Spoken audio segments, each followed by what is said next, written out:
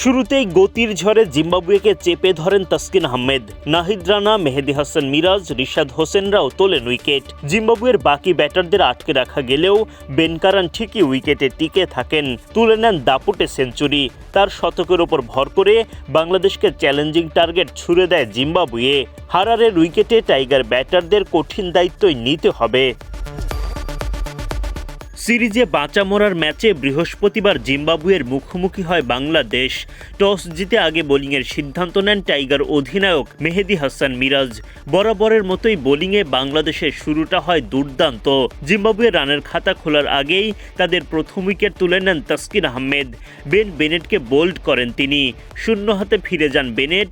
বাংলাদেশ দলে শুরু হয় উল্লাস। জিম্বাবুয়ের দ্বিতীয় উইকেটটাও আসে তাসকিন আহমেদের হাত ধরে।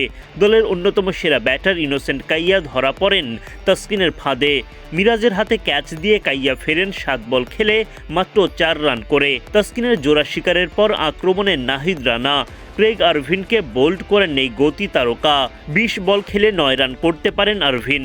মাত্র 32 রানে 3 উইকেট হারায় জিম্বাবুয়ে। বাংলাদেশ তখন উঠতে থাকে। 3 উইকেট হারানোর পর ঘুরে দাঁড়ানোর চেষ্টা জিম্বাবুয়ের, কিন্তু টাইগার অধিনায়ক মেহেদী হাসান মিরাজ বাঁধা হয়ে দাঁড়ান। মিরাজের বলে সৌম্য সরকারের হাতে ক্যাচ। ওয়েসলি মাদেভেরের বিদায় ঘণ্টা বাজে 30 বল খেলে 15 রান করে। 66 রানে এক হালি উইকেট হারিয়ে আবারও বিপাকে পড়ে জিম্বাবুয়ে। 4 উইকেট হারানোর পর দারুণভাবে ঘুরে দাঁড়ায় জিম্বাবুয়ে। লড়াই চালিয়ে যান স্বাগতিক ব্যাটাররা। 33 রান করা সিকান্দার রাজার উইকেট তুলে নেন মেহেদী হাসান মিরাজ।